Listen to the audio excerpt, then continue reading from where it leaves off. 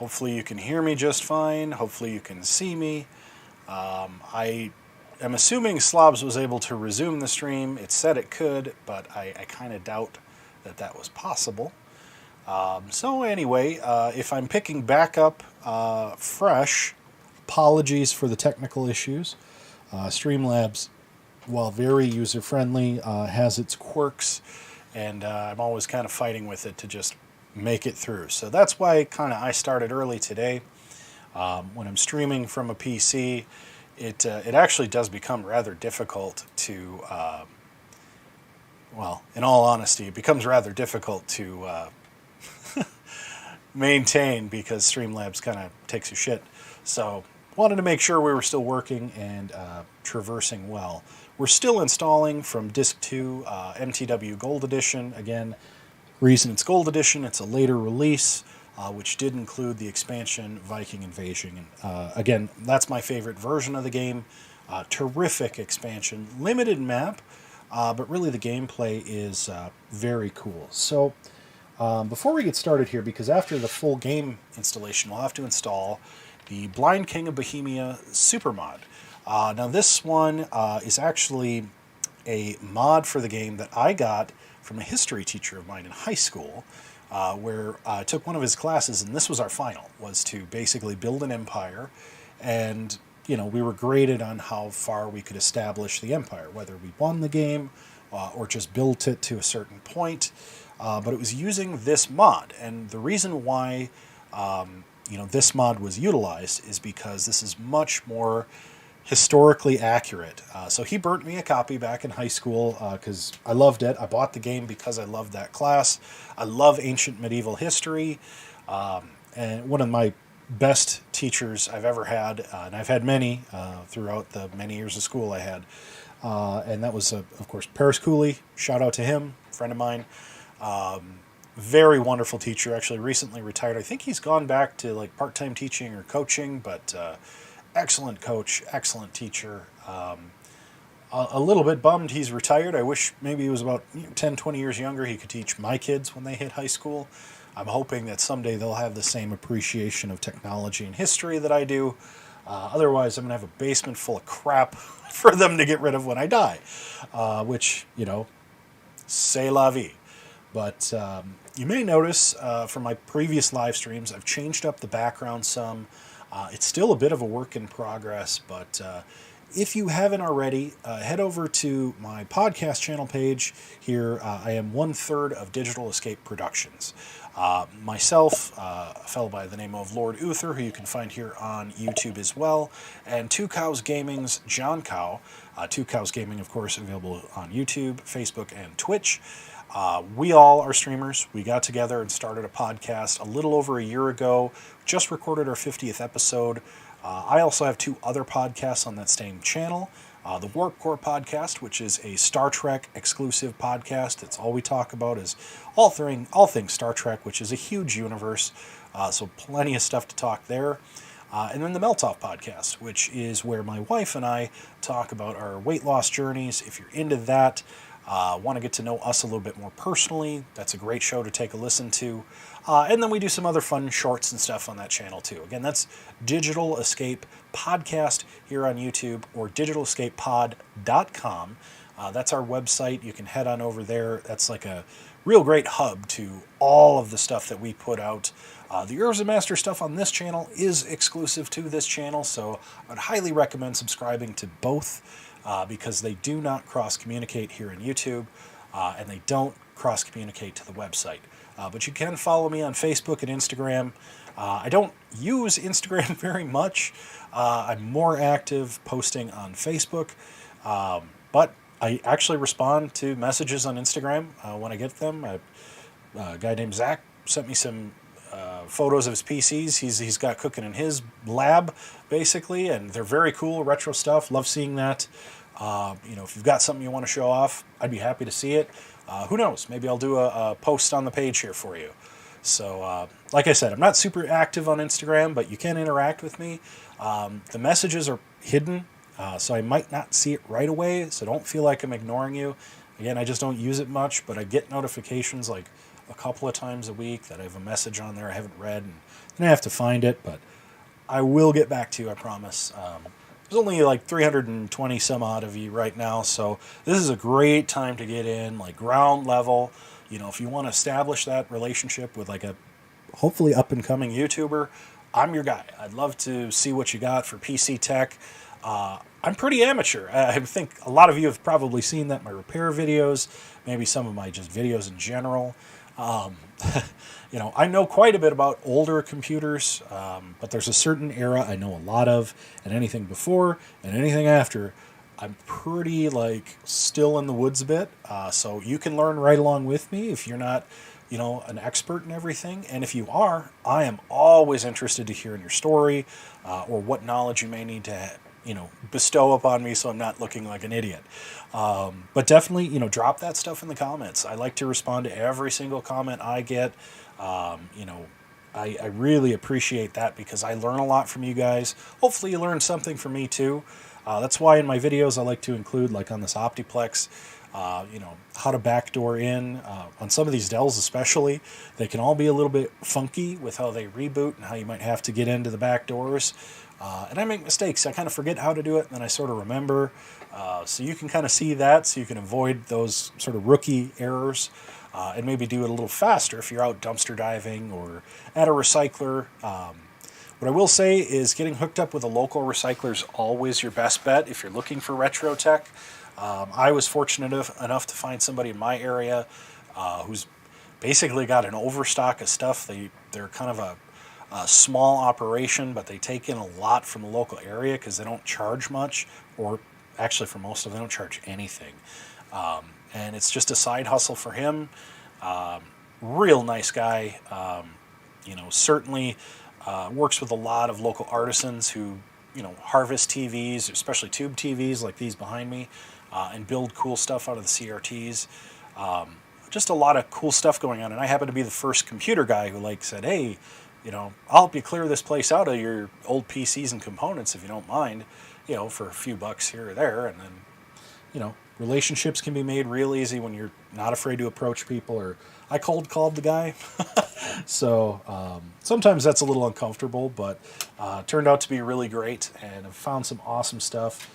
And, it's cost effective for me. Works out for him. He makes a little extra cash. And then, of course, get some of that stock out of there. And anything I do take back goes back totally torn down so he can recycle it and make his money off of the scrap, which is ultimately what he'd do anyway. So if you are looking to get into this, junkyards, salvage yards, all that stuff's a great option for you. So, hey, that's awesome. I'm glad the backdoor worked, Cyber Roblox, for you rather than reinstalling Windows. I love that about the backdoor technique, just because, then obviously if you've got an authenticated version of Windows, there's no reason to throw that away.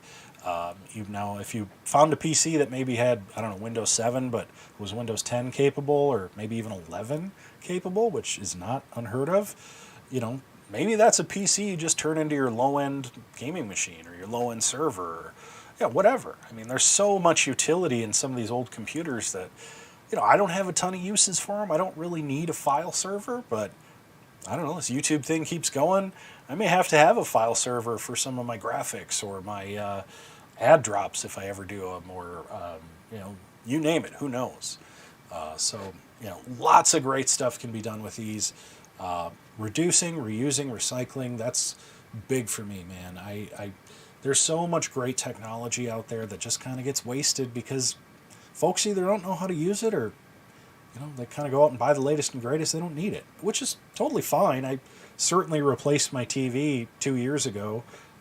I didn't need to, but I wanted something I could put my PS5 on and actually take advantage of the graphics. So, hey, sometimes you just got to upgrade. But that doesn't mean I don't use that old TV. I mean, the oldest big screen TV we've got, which is not that big, it's like 43 inches, is one my wife got 15 years ago for like $100 on Black Friday, and it's nothing to write home about. It really isn't. It was a generic Westinghouse, and the cool thing about it, the reason why I didn't recycle it, is it's got all of the inputs, all the way from old coax to, you know, modern day HDMI and DVI. So it works great as a monitor. It works amazing as a like basement TV. You know, it's got a scratch in the screen, but who cares? I mean, I barely use the thing, and when I do use it, it works great for whatever I need it for. So again, you can always repurpose stuff. You can always find somebody who might need something, and you never know. Like my daughter's interested in computers, how they work, how to play games. It's something I want to use for her too. You know, I can give her an old PC I don't care about. She can figure out how to use it. If she accidentally deletes System 32, no biggie. I'll just throw a new hard drive in it, or, you know, recover it myself and learn how to do that. I mean, there's endless possibilities if you're not afraid to get your hands dirty. So, yeah, Mr. Quist, if you caught that joke about deleting System 32, you have been on the internet entirely too long, like I have. So, yeah, and like you said, Cyber Roblox, like I have, well, before I started into this, I had 2 PCs in my house that weren't laptops. And one I had just bought because the old one had died. And the old one that died, we've done a couple videos on. I'm going to actually revive that system because it was like reasonably competitive. I think it had Windows 10 on it when I was finally done with it for like 12 years. So, I mean, that really is a testament to like when you future-proof yourself, you might get 3 to 5 actual decent years of that system, but it's still going to be decent and usable for probably a decade. So by the time I was ready to actually buy a new PC, I didn't even know where to start to build my own. So I bought an off-the-shelf mid-tier gaming system, and all I've done is added a hard drive and 64 gigabytes of RAM to it, and now the thing performs better than shit. You know, probably like 75% of mid-tier PCs out there. So you never know what tweaks you might do to something you don't spend a ton of money on. Yes, very true. She would have to find System 32. She has to figure out how to use a mouse first and then a keyboard. But, you know, I had a great find. I'll do a little short video on later today for you guys. I found a bunch of those old PC games from, I say old, but they're like from the Windows 7-ish era, Windows XP, you know, Windows 7 era, Vista era, that were like those PopCap games. We'll take a look at what I found, but they were all for like a couple bucks, and I found a stack of them at a thrift store. I'm like, well, here's where you teach a 5-year-old how to use a computer right there. Hey, RJ, aka Elemental. I like that. That's a cool screen name. So we're still waiting on our Install Shield Wizard to finish up Medieval Total War here. We're just talking, you know, the channel and what I do and why I do it. I will beg your indulgence. I have to drink plenty of water. As some of you may have seen on my post from earlier this week, I did have surgery, and part of that is maintaining hydration. So definitely got to do like water throughout this. So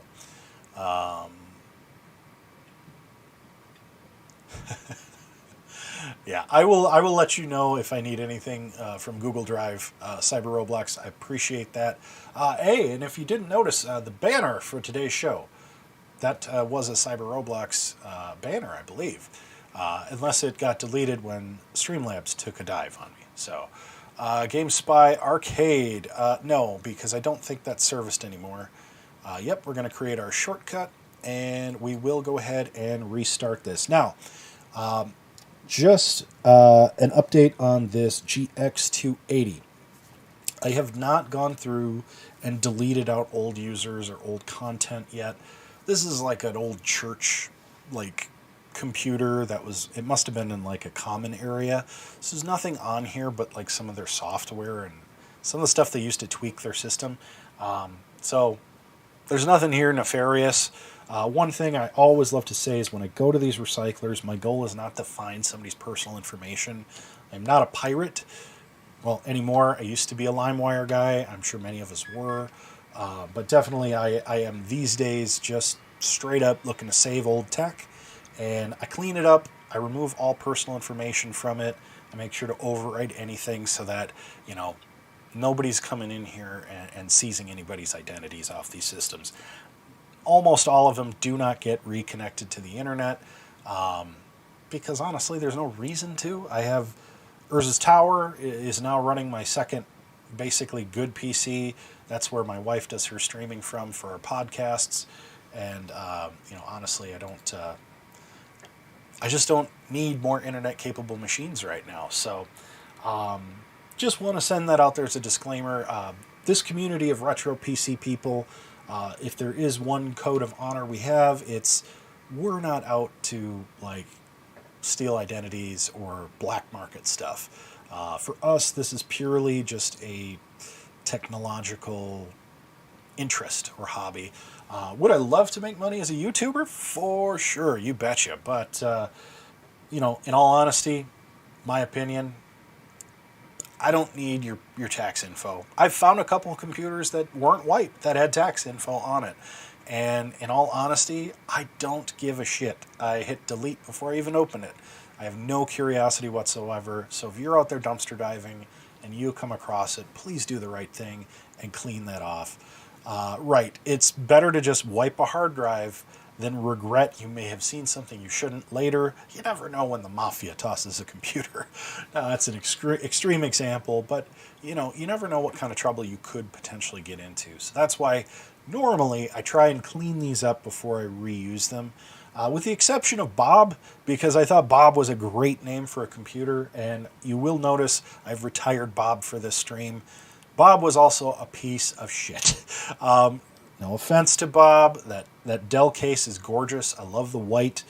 It ran great, but it did not run Doom. And if you can't run Doom, what use are you? Yeah, for sure. Small PC repair shop. XP to 7? Cool, man. That's pretty modern. My first computer I ever owned had the first release of Windows 95, and that was a Cyrix 686 system, custom built. My uncle actually built 3 of them together with my other uncle, and it got given to my dad and I. Now, that was not the first computer I ever used. The first one I ever used was a Commodore 64, just to play Lemmings, so take that as you will. But then we had those Cyrix 686 Windows 95 computers where me and my cousins played on them forever. And that's how I learned basically most of the stuff I know about PCs. And let's see, I used that one up until I got a Windows 98 capable machine. It also started with 95. I put 98 second edition on it. And then later retired that system for a pre-built compact that had Windows Millennium Edition, if you remember that. And then, let's see. What did I have after that? I think that's when I inherited another one of my uncle's computers, which had Windows XP, a custom built with a Athlon, I think it was an original Athlon, 700 megahertz or something. Very, very, very, very weak PC. And then that one actually had a meltdown in the power supply, and I couldn't get it working with a new supply. So I built a new one, and that one ended up being my longest running machine. That was an Athlon 2, I believe. Also with Windows XP. Eventually I tried putting Vista on it, but I got to be so slow and crappy. And it had like a 80-pound CRT monitor like this big. I actually took it to college with me.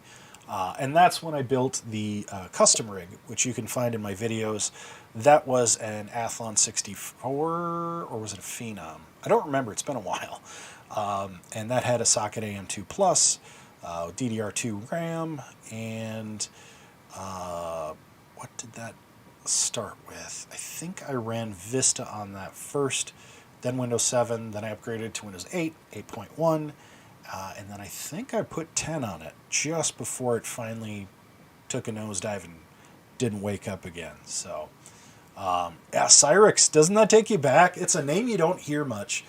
Even among my other retro friends who do the salvage for PCs, they don't see him very often. I regret I threw that computer in a dumpster when I moved states a long time ago, and God, I feel terrible about it now because one, it was bad e-waste. I should have recycled it properly.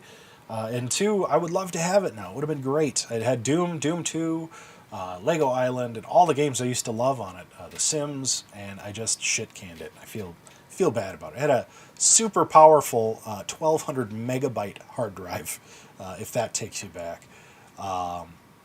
Super Socket 7. Ooh, nice. That's awesome. That's really cool. So we're going to go ahead. We're going to install the mod now before we launch the game. And it's been a long time since I've installed this mod, so give me a second. You know what's really interesting is I haven't used XP in so long. I don't remember what auto runs or doesn't. Okay, good. So you first run the 2.1 and then the patch 2.11. And I don't know if Blind King of Bohemia ever did an update to this mod. But again, the coolest thing about this is it really makes it more historically accurate. And that's probably my favorite part about this. And that's why we used it in class in high school, is that it brings in a lot of the time period specific stuff that the original game either got wrong or didn't include. So there's some other empires it brings in. It really shakes the game up a lot. And I think for those of you who've played this before and know just the original game version, you'll be pretty pleased with this mod. It's probably available somewhere out there on abandonware websites. Sorry to hear about your uncle. Yeah, that's a tough part, right? Time flies. I loved playing a lot of those old games in the 90s. You used to get games in cereal boxes. Remember Chex Quest? It was a great game. I got it in a box of cereal. I actually got like 5 copies because I loved Chex. And yeah, it's tough. Those old PCs, you didn't think to keep them because stuff just got better and better. I mean, I had God knows how many first-gen Pentiums that ran at like 25 megahertz. And, yeah, just crazy. The stuff we threw away and just didn't care about. That's now worth a lot of money. I had a Sound Blaster 16 in my first Windows 95 computer. I think I had a Vibra in my second. And, those go for a decent amount of money now. And it's like, I just like to have them to hear that sound again. Obviously, sound cards that are built in these days are way better than they ever were. But the nostalgia factor, you always like to hear that old sound, the way stuff used to look, the old colors of the EGA and CGA graphics.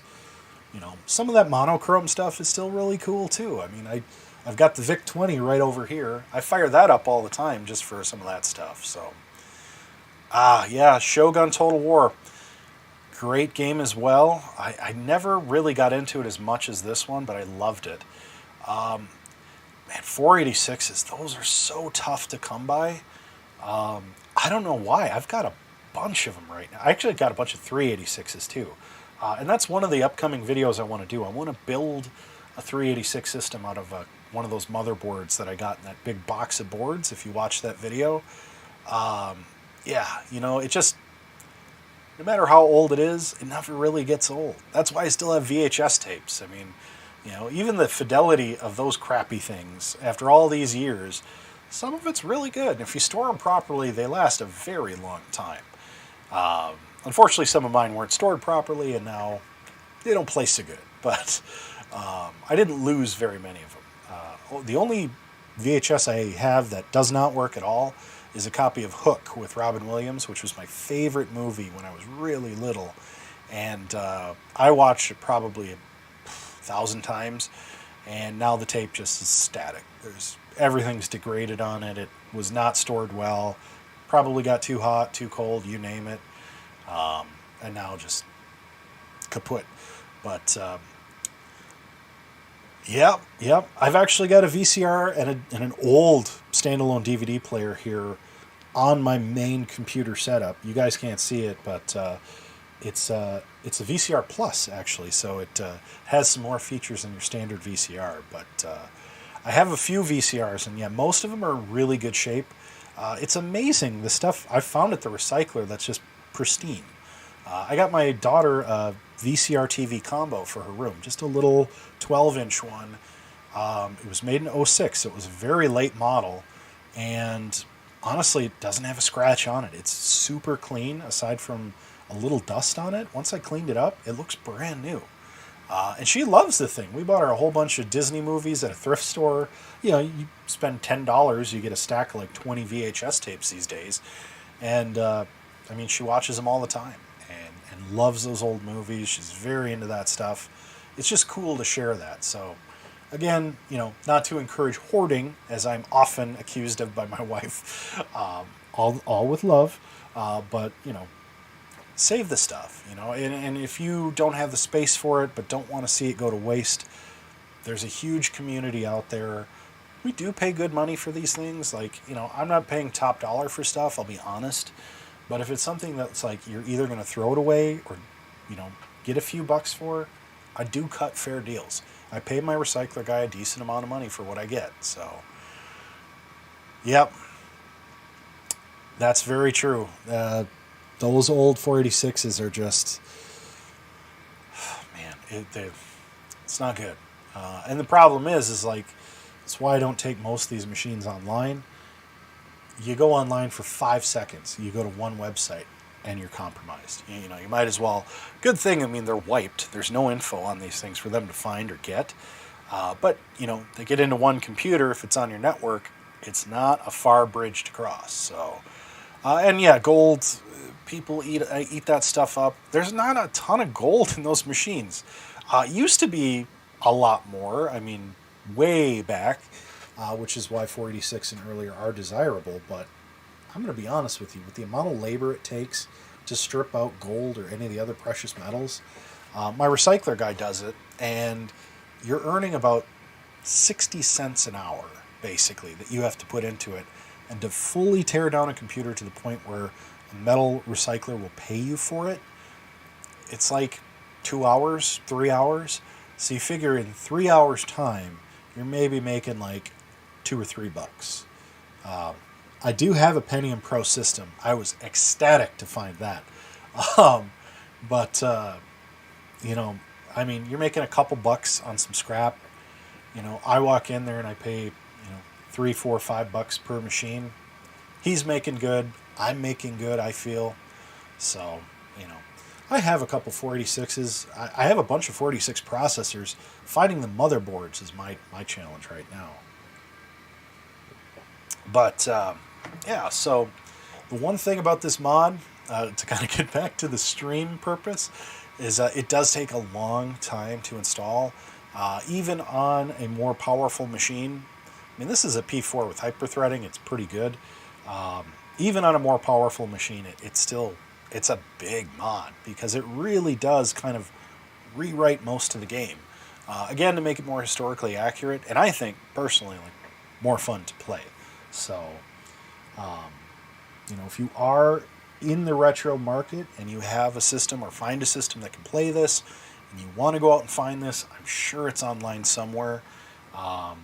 But be prepared to probably take a good half hour, 45 minutes just to install the game, the mod, and then get into it. And who knows how many patches are out there. I have one. I don't know if there were multiple. Very, very possible there were.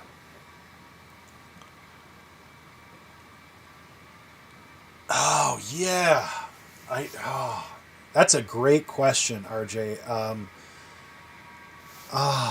Boy, there was a case. Oh, man, I can see it. I don't remember the name of it. It was not anything real fancy, but it was originally a 386 case, but it had screw holes in places where you could put enough standoffs to mount an ATX or a later motherboard fairly easily. And God, I wish I could remember the name because it was a branded case. The 486 machine I got a while back that I'm still looking to piece together to get running because I want to stream on that at some point and play Doom. It's very similar to that, but it was actually taller. It was like 4 feet tall, like 8 inches wide. So it's very tight to work inside the case, but you really didn't need to because you could access the underside and the front side for most components because it was so spacious, and there weren't any supports. There was just like beams with screw holes, so you could kind of adjust them and mount whatever you wanted to mount in there. And I mean, that case to me was just gorgeous. My uncle had it, and I wanted it, but he ended up getting rid of it because he's like, you don't want that old crap. It's not usable for anything. And at the time, it really wasn't. There was no retro market. You had to pay to get rid of most of these things. And it would have, for me, ended up either in a dumpster or I would have ended up having to pay to get rid of it. The thing weighed, it weighed like 100 pounds. It was like solid steel. It was definitely not aluminum. It may have been like galvanized steel or something, because I think if you touch the wrong part of the case with it turned on, if I remember right, you get that little low voltage numbness, which I still get from some of these machines, by the way. But yeah, that's cool. I'm not familiar with that aluminum case you mentioned, but that sounds cool. I'll have to look that up. Yeah, right. The P4 Dells are everywhere. Finding a good one though, because some of those like later P4s ran really hot, and some of them ran just fine. So you have to be kind of careful about that, but they are just dirt cheap. Hey, Plain Sabretooth, thanks for joining. We got a pretty good crowd today, and now that everything is installed, let's go ahead and fire up the game. And I believe I don't need the disc in, but if I do, I have them all right here just in case. Yep. Okay. The other thing I like about this Optiplex is it does have a nice, a nice CD drive, but it has an old floppy disk drive, which I feel like this era of Dell PCs was starting to drop out the floppies, which I always thought was a mistake. Kind of like modern PCs not having optical drives. I think it's a mistake. I mean, those little portable ones, I've got one. It was cheap. It works great. But I don't know. There's something about having that button and having the tray just open. I had a buddy that wrote a program way back in the day and had a little Pepsi logo on it, or Coke logo. You would click it and it'd say, do you need something to hold your drink? And you'd click yes, and it would pop open the CD drive. I thought that was just hysterical. So you can't really do fun stuff like that anymore. But anyway, that's just fun retro crap that we did back in school. So it launches with Disk 1, even with the mod installed. So nothing really too special about that. But you'll see a few loading screens and things where the mod really does change quite a bit. And you'll have to forgive me. I'm probably way out of practice with this game, so my Empire gets crushed quickly. Hey, what you gonna do, you know?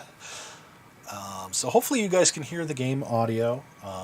I love how smooth the graphics are running on this machine. I feel like I had lag on my computer back in the day. Let's see. Oh, man. Look at that. Just gorgeous.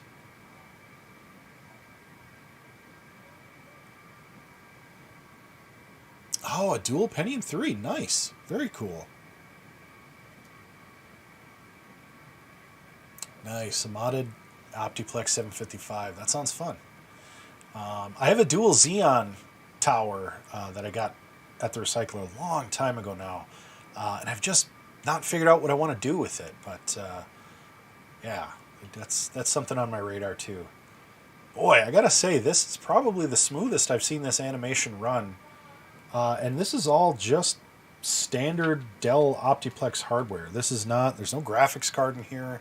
it's all on board. So everything you see here is, I mean, really, honestly, strictly speaking, just what you'd buy off the shelf. So, okay, we're going to launch single player, new campaign. Let's go with normal, because easy is probably too easy. And, Viking Invasion's my favorite. I would love to play this, but really the best way to see this is to play through any of these other periods. Early, high, and late period. Early's kind of my favorite, but of these, high period's a little bit tougher, and then late, of course, introduces some really fun dynamics to invading forces. Let's go with early period, and we'll go right through to the game here.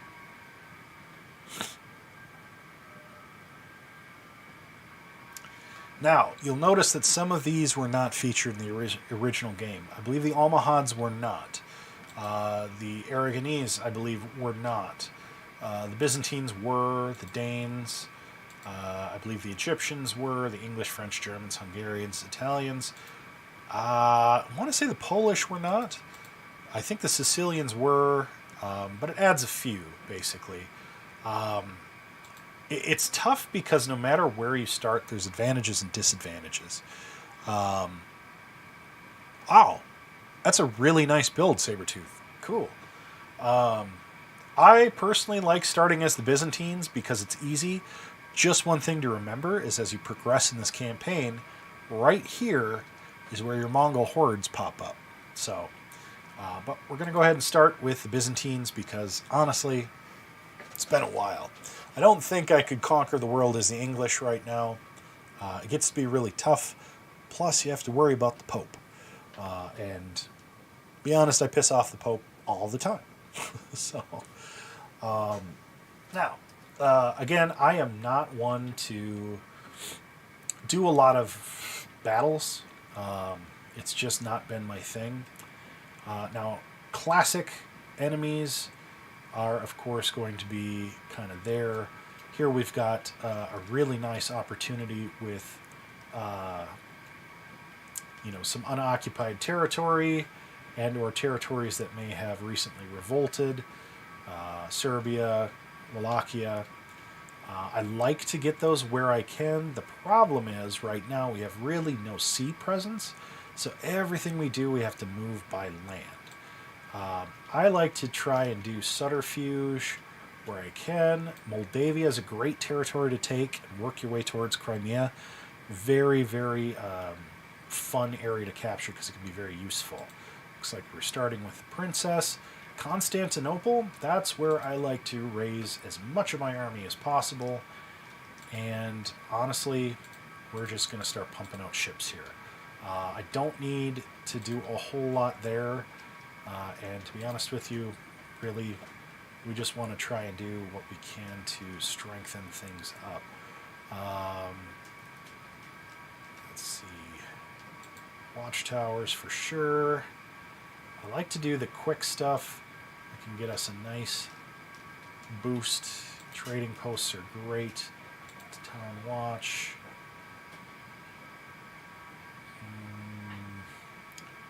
And then I think we're going to try and boost our farmland to boost our population there in Constantinople. Bulgaria is really where we're going to need to start building up some important stuff quickly. Inns are good because you want to, of course, attract some of those really fun mercenaries. And depending on when in the game you start getting mercenaries, you can really start pumping out some cool stuff, especially when Vikings start showing up in those. They're very unexpected for some of these particular enemies we may be facing. So we're going to go ahead and work an inn here. Crete, I like to build up quickly, along with Rhodes, Cyprus. All of these islands, end up being very useful. And I like to shell out those titles as soon as I can, because without them, you always run the risk of revolt. Ports, super, super important. But any of these interior ones, really, honestly, they're usually pretty well defended and you don't have to worry about them too much. But Fort Mott and Bailey, high priority. Ports, want to get that as much as possible. The first few years, you really just want to work to establish yourself and then get a sea presence. These are my tips for the game. If anybody has played this and thinks something different, well, we'll see. Now, I'm in Anatolia right now. Let's see, Lesser Armenia. Probably not super important to build a port, but definitely want to start pumping out some armies there because these guys, they get a little bit pushy, and they get pushy fast. So you want to try and have some titled folks. No acumen. This guy's got acumen. We're going to make him our title holder.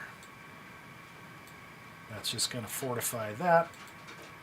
Acumen's important in this game because basically that tells you how good of a general they may or may not be. Doesn't give me any stars, but it does give me a decent title holder. Now, who we got here? Here you go. 2-star general there.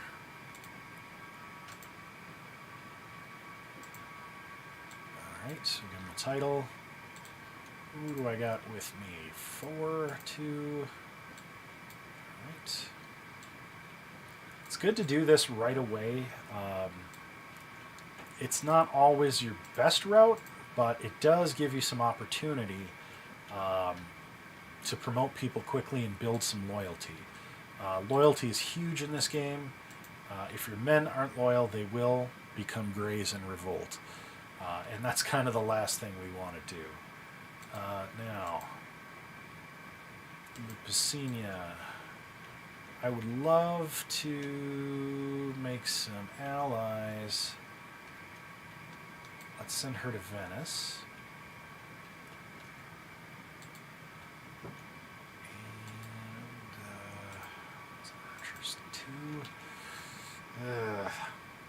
Not real thrilled with my lack of people, but I'll take it for now. 2 acumen, not super important to title here yet. 3, that's pretty decent. We'll take you. 4. Alright, Cyprus. Oh yeah, Fort Mont Bailey. Well, fort anyway. To get some things rolling, we've got ports here, so I want to make sure that we're trying to build up their economies quickly.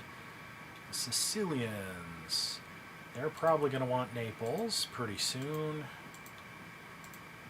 And the one nice thing about the Byzantines, I believe you get Greek fire, which is hugely important. And I'm probably going to get an achievement for being a great builder at some point. And let's see. Allied with nobody right now off the gate.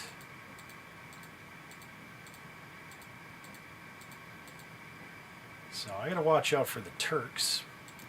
As always, classic. Okay, we are good there. I think we're gonna be good for this year. So when you're done with your turn, of course, end the year. And then your opponents go. And you get to see who suddenly declares war on you. Watchtowers, all right. So, let's see. Got a princess headed our way. 2 acumen. All right. I think we're going to try and buy off Wallachia. We're going to start expanding our empire through purchase. Not ideal, but it does give us a start. And I'd rather do that than not do anything at all while our enemies are kind of like right here, probably building up strength. And there's not much I can do other than that this year. But we can queue something up. We're going to do a border fort. Again, Constantinople is going to be one of those areas they're going to look to probably hit early. So Definitely want to try and keep that. Unrest in Naples, and there you go. Not really that surprising. My bribe mission went well. Good deal.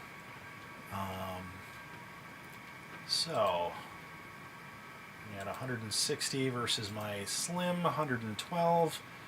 We're going to go ahead and reduce taxation there to win over the masses. My mind, who cares? Honestly, at this point, I'm more worried about foreign invasion than unrest. Can always buy off the unrest. I do want to look at Serbia. Yep, we're going to try and buy Serbia too. End the year. Not a lot to do early on in this game, but can get a lot done early on in this game. Alright, Wallachia is mine. Naples is invaded. Now here we go. This is something where I highly recommend, if you've not played this game, you should try the battle. I always automatically resolve. Didn't lose a lot of guys. I'm going to release them. It always seems to turn out better for me. Great. Excellent. Oh, Ile-de-France found the true cross. That's always inspiring.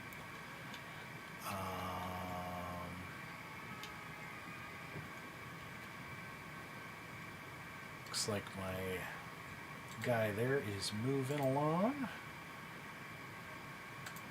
And these guys just joined. They're going to probably revolt, so we're going to take down their taxation.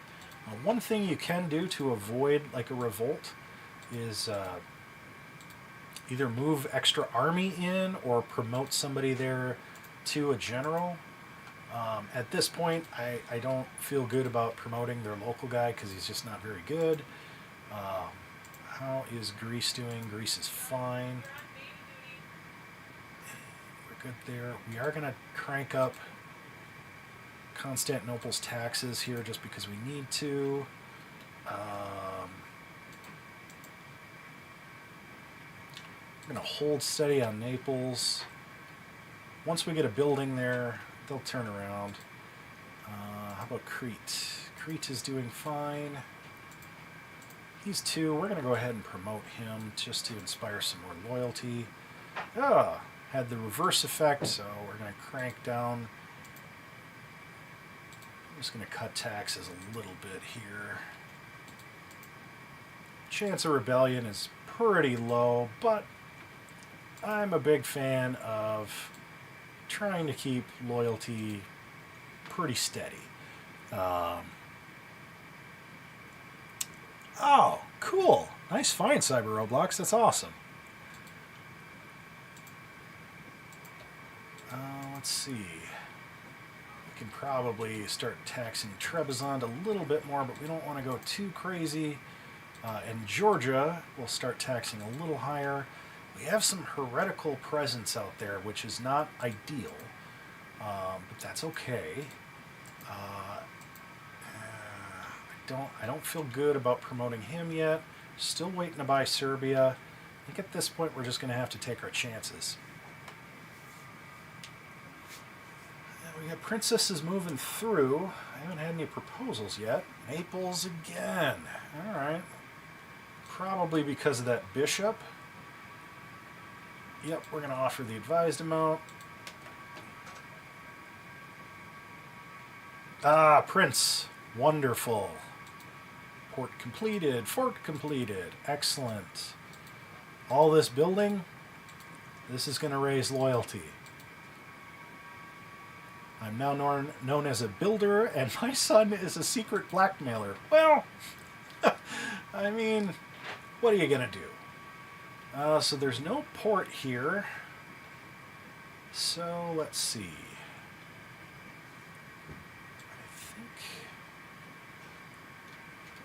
I think I'd like to propose an alliance with the papacy. That's just going to look really good. We've got 120. we're kind of running shy. We're going to have to raise some peasants on our own just to be safe. Likewise, we're going to have to start raising some armies elsewhere. Again, this is just going to boost loyalty. We've already got stuff building.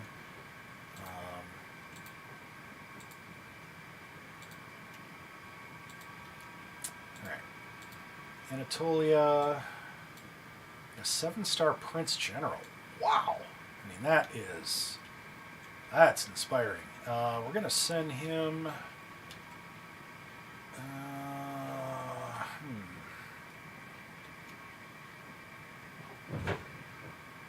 Send him up to Georgia. And actually, instead of a papal alliance,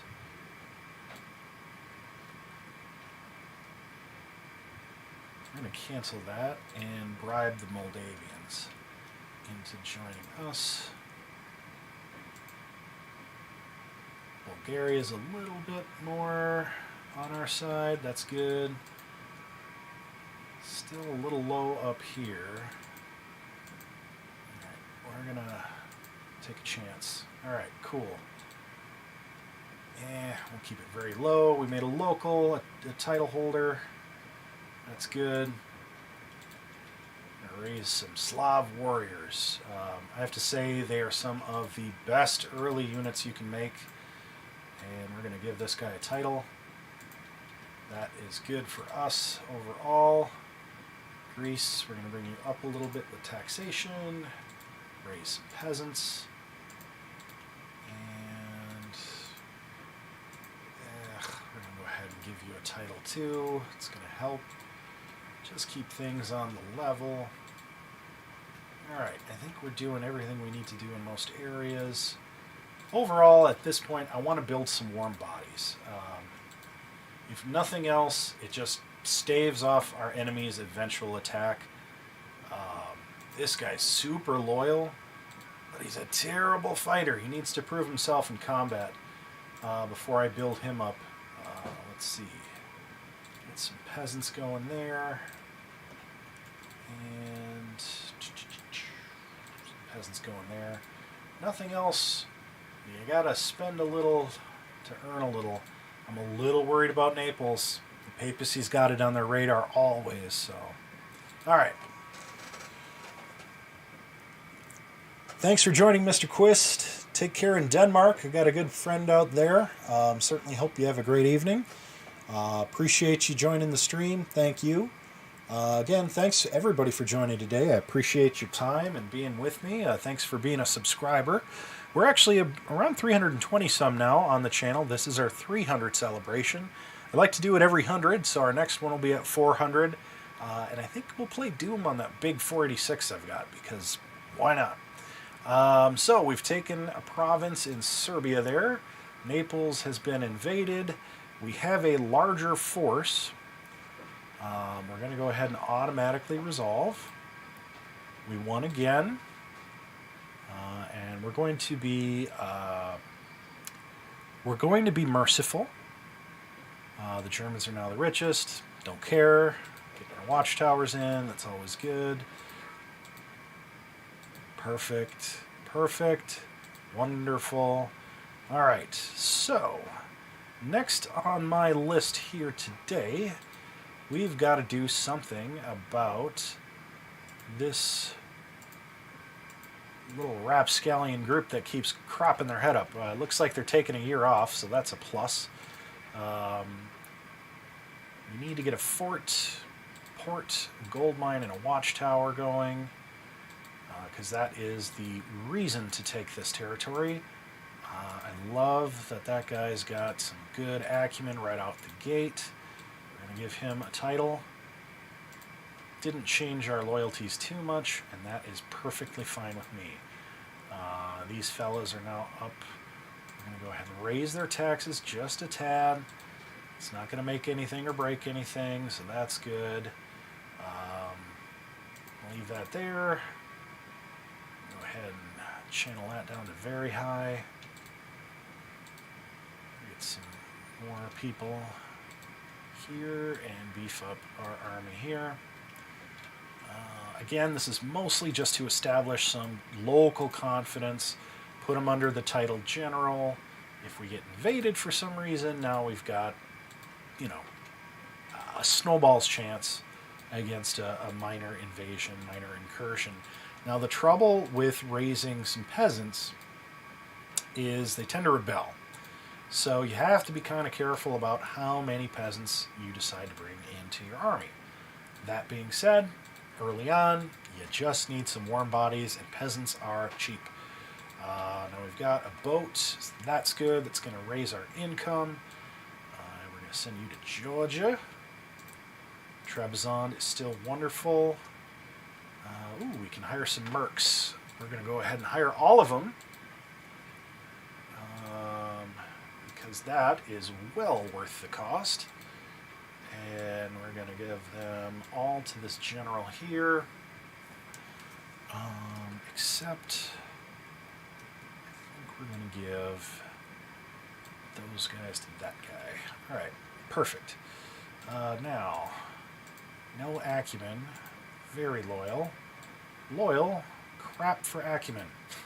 Not helpful. But we press on. Let's just title him. Not going to hurt anything. He's super loyal. Province is super loyal. I love it. I want to keep it that way. Looks like the Egyptian leader is right there. That is interesting. Where is my princess?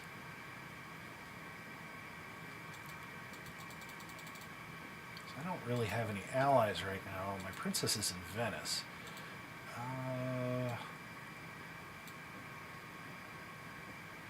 You know what? Those guys are kind of small potatoes. Who are they allied with?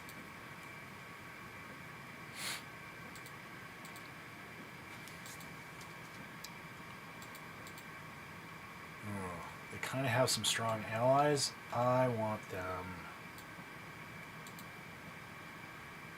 Yep, I want them. So, my guy's on his way to Moldavia. That's good, that's good. How are our loyalties elsewhere? Looking much better in Naples. Looking great in Greece. We're going to raise taxes. Serbia is kind of iffy, but we'll make it.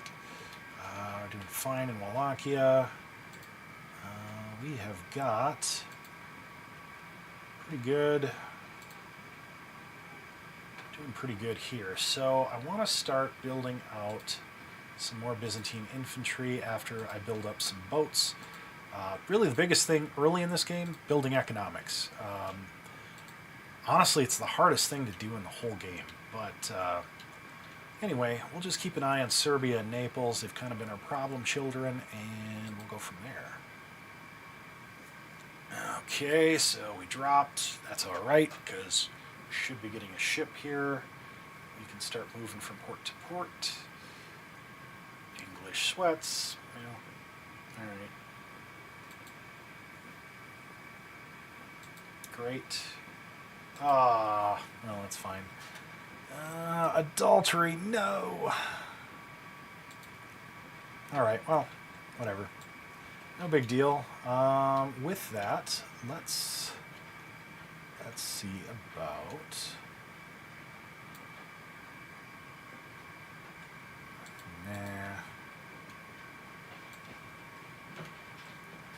Let's see about working with the Egyptians, because they would be preferable to the Turks.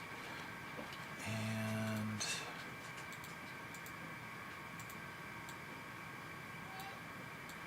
I'm going to leave a prince here, so I can in a bit. I can in a little bit. Okay. All right, so I have to keep making some peasants in Trebizond. We're going to keep pumping peasants into Georgia. I have no plans to attack at this point, but I do think it's pretty darn important to try and keep building up a relatively large presence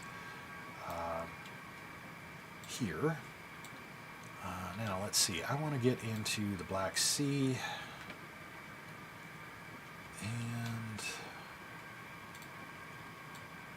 alright, I think we could probably cool it on the peasants for now in Greece. How are we doing here? Taxes are very low, looking a little bit better here. Alright, Slav warriors, we're just going to keep pumping you out.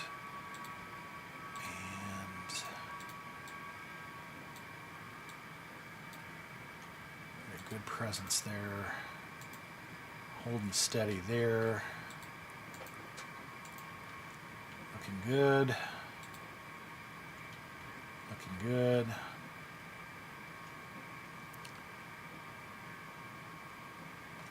You know, I've never used Opera GX before. I'm like lightly aware of it, but I wouldn't say it's ever been like something I felt I needed to use either. I don't do a ton of PC gaming, if I'm being totally honest. Most of my gaming is console, and honestly, a lot of that I don't do these days. So that's just me. You know, I just don't have time. I've got 3 kids, so that's not to say I'm not open to it, of course. Oof. That would be one I'd love to take over. Moldavia is going to be a great place to work that way. But for now, I feel like I'm doing fine. Alright, we're going to go ahead and call it a year there. Yeah, that's fine.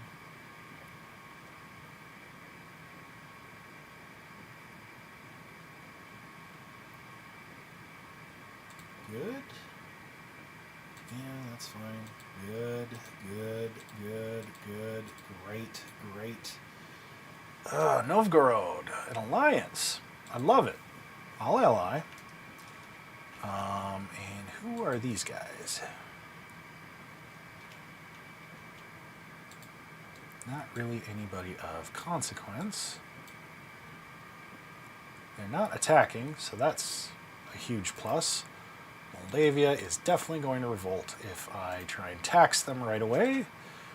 I'm going to guess we're not going to have what we need there.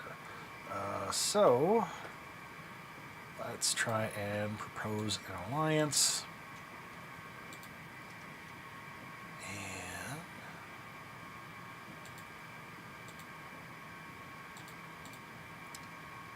just get things rolling. We might not be able to do everything we want to do all at once, but that is a-okay.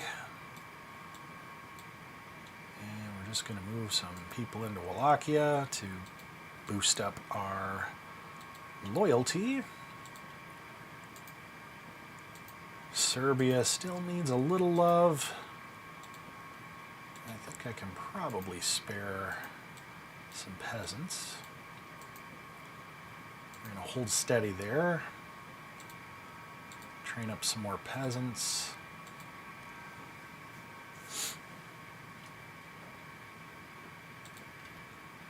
And still working on a ship there, that's fine. My florin count is pretty low.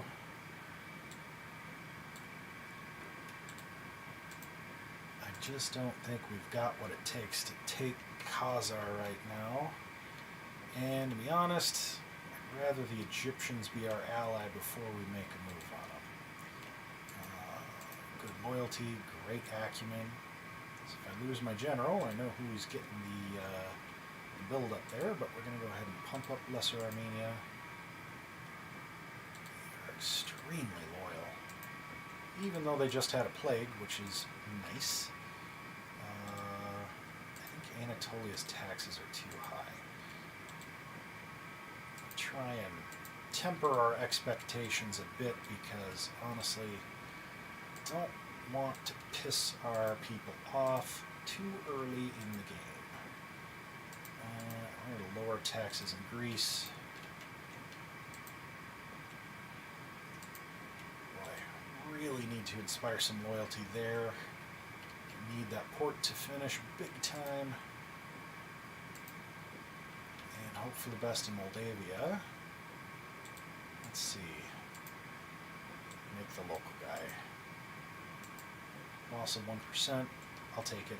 All right. Hey, thanks for joining Sabretooth. Appreciate you. We're over the hour mark here. Probably going to keep playing for a little bit. I'm having a lot of fun with this stream, so I have a feeling we'll probably be picking this up in a future stream, just because it has been such an interactive stream, such a fun game. Okay, we didn't get what we wanted in Moldavia. That's fine.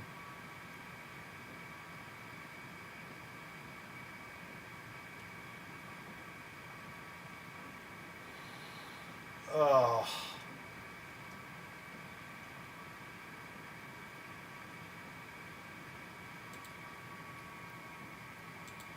Oof. All right. Well, Moldavia didn't revolt, so that's a plus. Unfortunate thing here is that loyalty's still kind of low, but we can boost that pretty easily by moving some peeps around.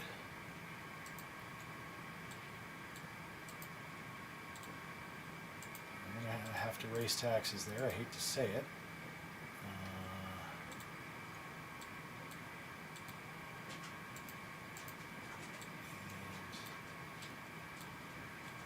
And we're just going to keep moving things around and holding steady here in Naples, because I got to be honest, I'm not really looking forward to having people pass through my lands who may or may not be hostile. Now they're going to be coming for Palestine. Luckily, Palestine, Tripoli, they have ports. I am not likely to see any issues there. So the good news is probably okay. That being said, I think I need to send my princess somewhere a little more useful, and that may be... I'm going to send her here before she becomes a spinster. This particular princess, 17. How about you? That was a marriage. Perfect time, right? 17. Kind of gross, but, you know, it's medieval times, so don't be too grossed out. We are going to buy up all of these mercs, because it would be silly not to. And we're going to move them to Georgia. Go ahead and raise Anatolia's taxes again.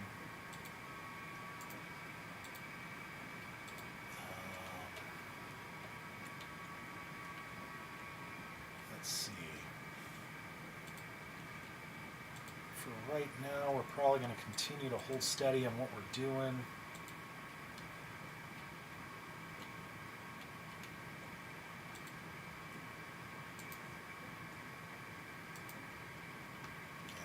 All still Catholic, so I'm not too worried about their popes or their preachers making waves. Not really a concern at all. But we're going to have to start making some moves, and Kyiv is probably going to be where we're headed next. Hire mercs. Definitely going to do that. That's just going to be smart for us right now. How's their loyalty? They are happy to be with us. So we're going to bomb rush into Moldavia. And we got corn. And we need income. It's not a lot, but it's enough. Let's see, where else can we get something worthwhile? I think we're going to need a priest soon. Tough part about raising priests, I will say, is that eventually stuff gets pushed to heretical, and it's not always so bueno. But that's okay. I still hope we can ally with the Pope at some point. I do think it's probably prudent to train some people here in Anatolia, at least for the next couple years. So I'm going to want to move Right.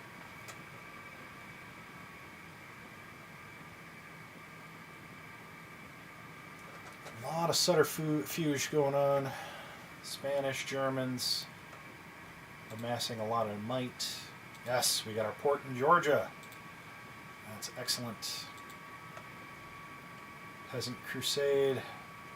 They're going to come through our lands, steal some of our armies. Very, very normal, very typical. We want to leave behind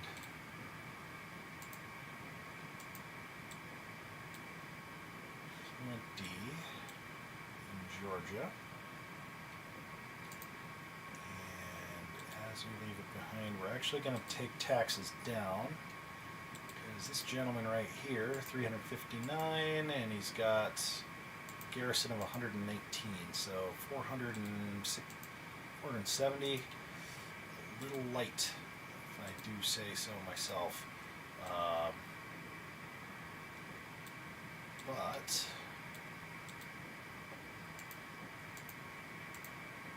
anyway, all right. But I can bring in an extra 100, and we're going to go for Khazar. Loyalty's going to drop a little. That's okay. Not worried about it. And we are going to pop up our jam here. And we're going to take these two dudes. And we're going to head into Lesser Armenia.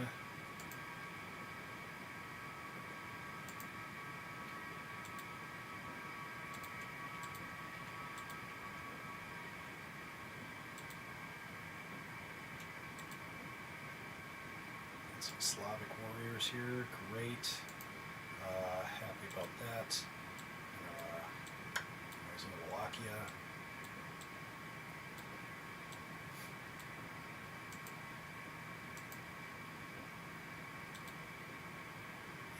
Doesn't make sense to raise taxes there anymore.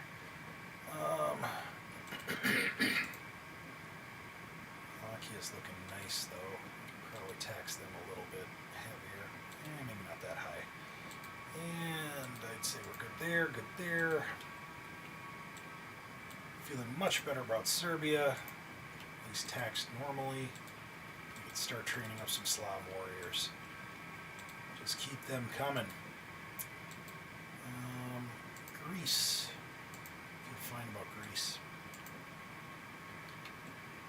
Finally raise taxes in Naples. No real reason to do anything with these island countries yet.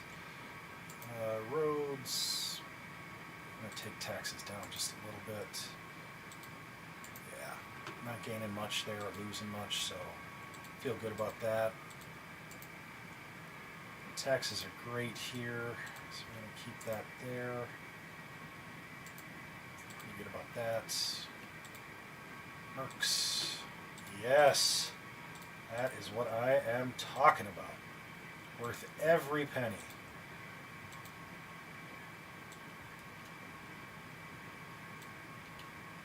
We're just building up that eventual strike force. I'm even going to take their taxes down.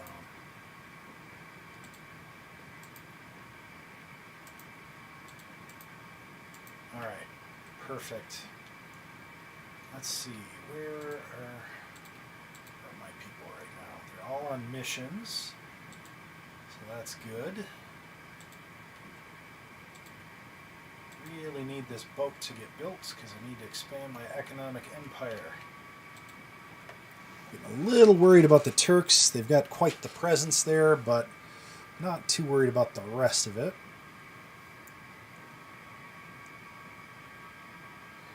Khazar. Alright, 540 up against 480. They got a lot of horsemen. I'm going to go ahead and see how we do. Perfect victory. We've conquered them. We are going to release them all. Again, I like to be very merciful. It tends to bode well for future rebellions. And we've got a prince. Perfect. That's great. Sultan says no. Croats say no. All right. Fine. I can live with that. Not happy about it, but I can live with it. I'm going to crank up Georgia's taxes. Sorry, Georgia. But we are going to give you a little bit bigger army because now we are in charge of Khazar. And we are going to dump taxation to nothing, basically, until we have basically outlasted them. I could kind of ramshackle them, but to be honest, I don't care enough. They have a 3-star general, 120 horses, 300, 400, so 520 strong. And my mercs, let's see, at best, I can leave behind you and you. Yeah, I don't have enough yet. Not worth it at this point. Be stretched a little thin there, and I'm not prepared to do that just yet. Although, I could probably send up a couple of those units and just leave him. And that is 467 men. Yeah. Still looking at about 500 there. Yeah, we'll leave it another year. Another year from now. No mercs. That's probably good. We don't need to be spending too much money this year. Serbia's good. Good. We should take taxes down in Naples again.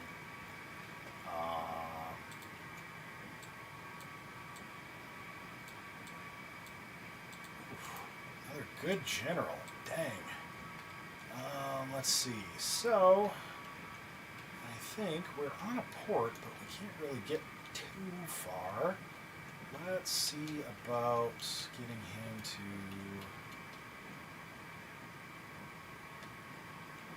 let's go into Nicaea for now. What's my loyalty here? Still great. Happy about that. Got some mercs available. Yep. I know it's expensive, but it's worth it. We're going to send those mercs along with our...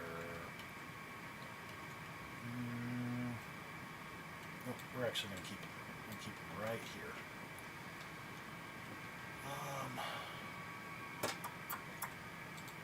Right up here.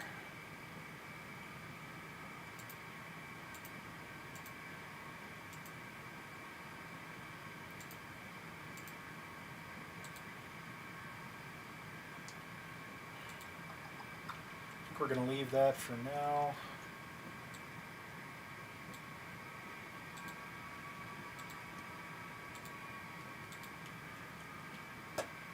Just want to keep a nice, strong presence here.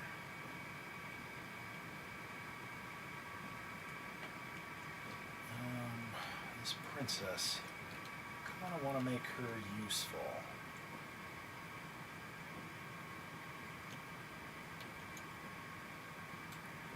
What about the Croats?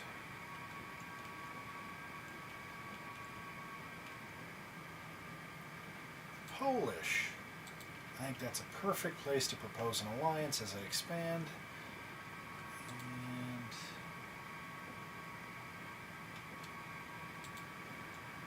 all right. Yep.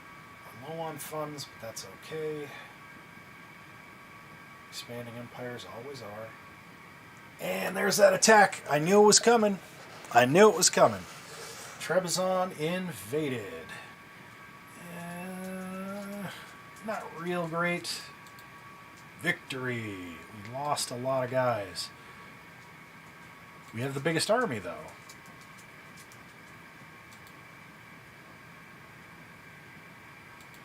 2 more years there. Fine.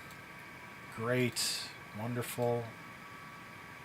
An emissary from King Alfonso. I accept.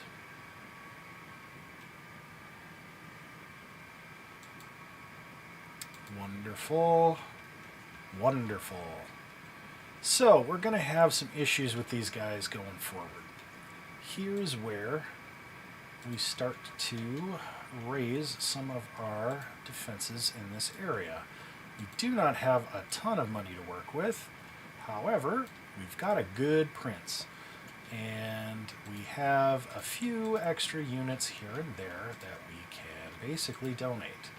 Now, we want a border fort, Fort Mott, and a trading post, and agriculture in Bulgaria. Not much to really write home about here. How about no mercs? That's fine. Moldavia is looking wonderful. And I think, in the interest of time, we're going to drop taxes to very, very low. To raise some more Slav warriors for the next few years here because we're likely going to have some issues, which is fine. Again, not a big deal. We're going to hold out for another 2 years. Not worried about it. For now, anyway, not worried about it. I think the Turks are somewhat cut off, so that's good. And I think do a quick survey of loyalties here. The shift key is how you check your loyalty. Obviously, we're invading that country, so not going to be super loyal. 99% is still pretty strong.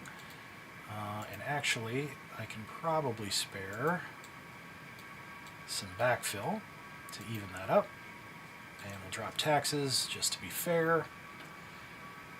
My one concern is I'm a little weak in this front right now with decent units. And I don't have a ton of florins available, so we'll just hope for the best. Alright guys, we're coming up on an hour and a half here. I am going to be ending the stream at an hour and a half, but I really appreciate all you guys joining today. Hopefully this is interesting beyond just today. Let's see, we've got 768. 520. They do have 3-star general. Not looking inspiring, but none of their units are particularly wonderful. A defeat in Kyiv. Not great, not great. But not terrible. So, wow, the Sultan invaded. That's not great, but yeah, we're going to suffer a defeat there. I kind of knew that was coming. Trebizond, probably lose. No way. Yeah.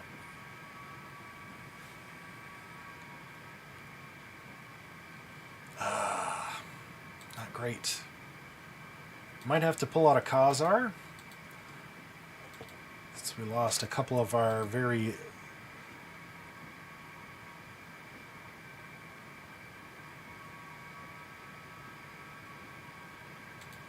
love it. Pride. Not great, but I'll take it. So, the Sultan himself. Well, we're going to pull back from Khazar and retake Georgia. And Trebizond. We are going to retake Trebizond for sure.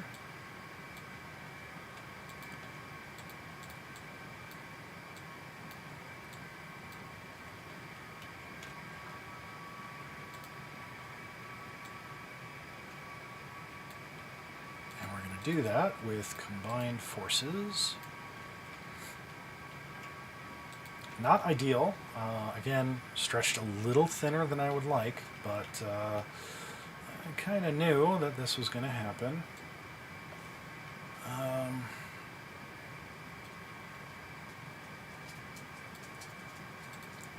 Marry off my daughter. We were defeated in Kyiv. Not great. Not ideal.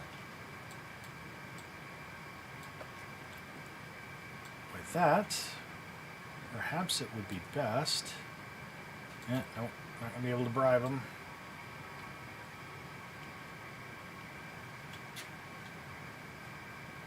Though we may Oh, it's an error. Shoot. Well, that's not great. Well, now that we have the Polish, perhaps we can ally with the Croatians. And that's just a big hope of mine.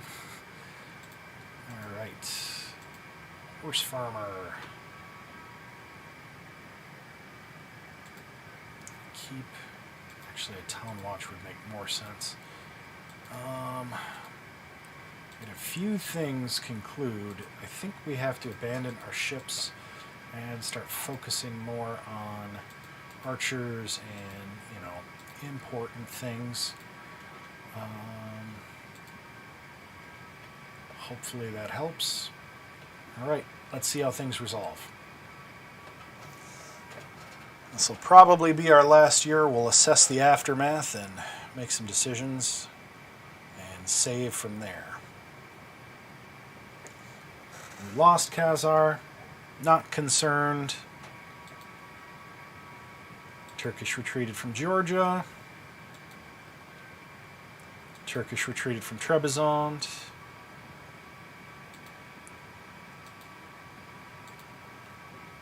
The Germans, they're the richest. I definitely want to ally with them. Wonderful, wonderful, wonderful. All right.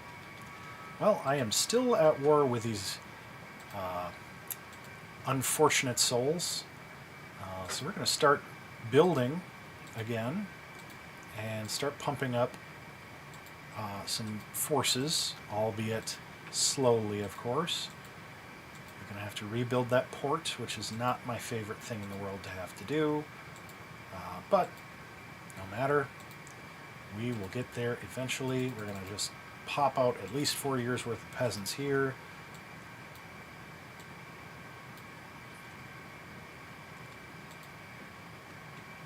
Not super thrilled with everything we have going on right now, but you have to take the good with the bad sometimes. Unfortunately, we have a lot more bad than good going on.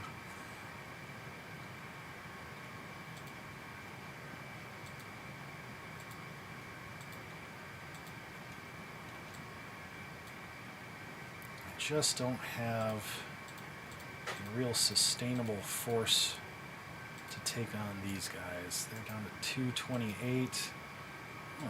Although, I bet if I came at them now with a sizable force, I could probably take them down. We do need to raise taxes a bit.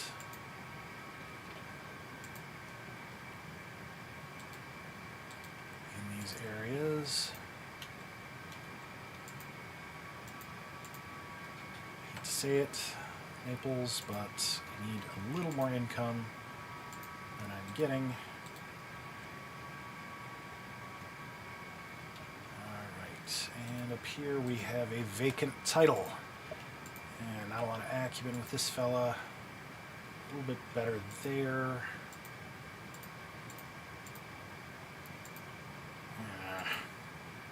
Hate to say it, but he's probably the most worthy of a title at this point.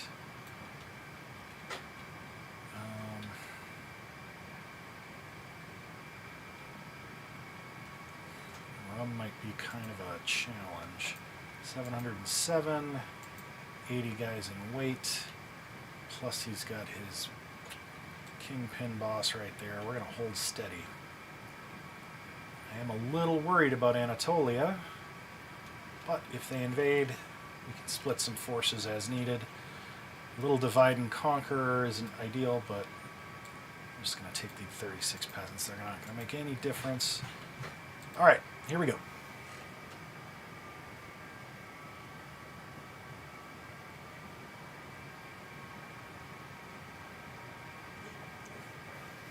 All right.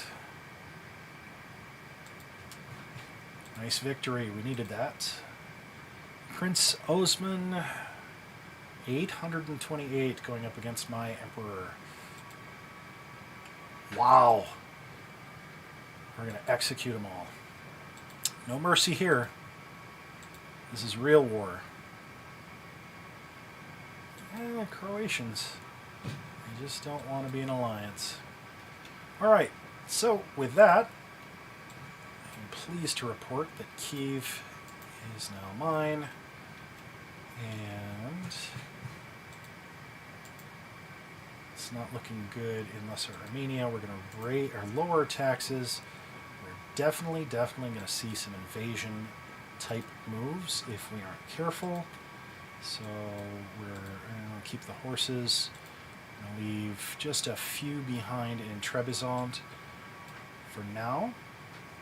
Let's see if we have anything coming up. We don't. We're going to invade Rum. And that's going to be our move. Now, with that, we're going to save the game here. And that will be the stream for today. Again, appreciate you guys hanging out with me. I could not thank you guys more for 300 plus subscribers. At 400, we're going to do another live stream. Again, I am Urza Master. If you haven't subscribed and you're viewing this, hit that subscribe button, man. Drop a like, drop a comment. Let me know what you're thinking. And if you haven't checked me out over at Digital Escape Podcast here on YouTube, I am 1/3 of Digital Escape Productions. We run multiple podcasts on that channel. Lots of great stuff, lots of fun content. Head over there and subscribe. We have the Melt Off podcast, which is me and my wife. We have the Warp Core podcast, a Star Trek podcast. We have Digital Escape podcast, which is our main show. Crit Starter, which is a smaller podcast that reviews Kickstarters. More to come on those, and some very cool upcoming podcasts as well, yet to be published. Thanks again for your time, as always. Thank you for watching, and have a great day.